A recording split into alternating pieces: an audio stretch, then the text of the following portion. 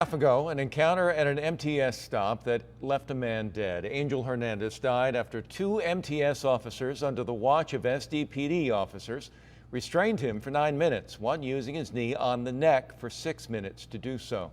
Last month, a multi-million-dollar settlement with the Hernandez family was announced, and the MTS vowed policy changes. But now a new lawsuit claiming Hernandez's civil rights were violated.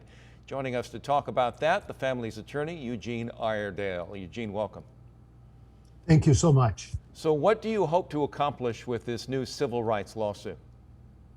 Well, when we looked closely at the videotape, we saw that the primary initial actors on first appearance appeared to be the MTS officers.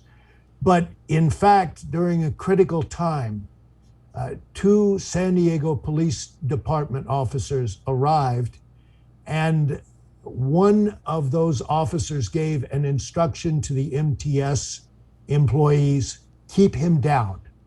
Between the time the San Diego Police Department officer uttered that order and the time they turned him over, Angel Hernandez stopped breathing. And he had stopped breathing for almost a minute before they turned him over. So that the MTS officers themselves, while they were the ones in the position to impose the force, were acting during a critical time on the orders of a San Diego Police Department officer who has had training and should know better than to keep someone in a prone, face-down position with pressure on their back. So let me ask that question again, though, as you've explained the reason for it. What will the civil rights lawsuit accomplish related to what you've just explained? Well, I think it is important to achieve complete justice. The MTS has stepped forward and admitted its responsibility, and in admitting that responsibility has made partial compensation of the loss to the family in accordance with the action of its employees and in accordance with the scope of its responsibility. It's also undertaken voluntarily to make certain changes in training and practice and to prevent people in the future from being in that face-down position with a knee on the neck and pressure on the back so that the person literally suffocates to death.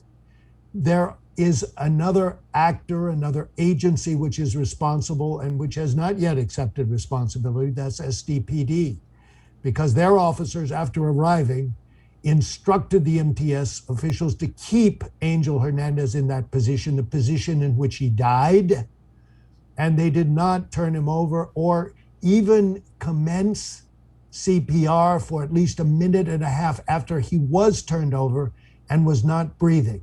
And that was also essential for his death.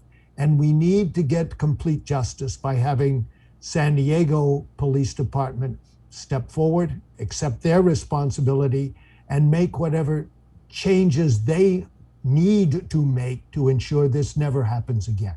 Did the settlement and changes with MTS come without going to court? They did. So then, could that not be the same then with the city of San Diego if you want to hold them accountable in the same way?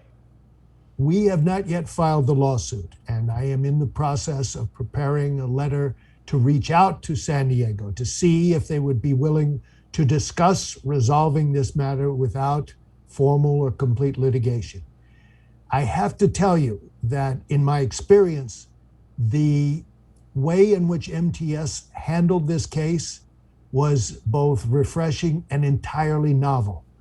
The public agencies that are involved in police power, the sheriff's office, the San Diego Police Department, and most of the federal agencies are extremely reluctant to ever admit fault, to ever accept responsibility, or to take proactive steps to change. It was really extraordinary that MTS did it, and it is to their credit. I intend to try to resolve the matter without litigation and give SDPD a chance to do so if they wish. Unfortunately, given the past track record, I do not have high hopes to report to you. More to come then in terms of the city's response to what you're talking about. We're talking to Eugene Iredale, attorney for the family of Angel Hernandez, and thank you very much for your time this morning. Thank you so much.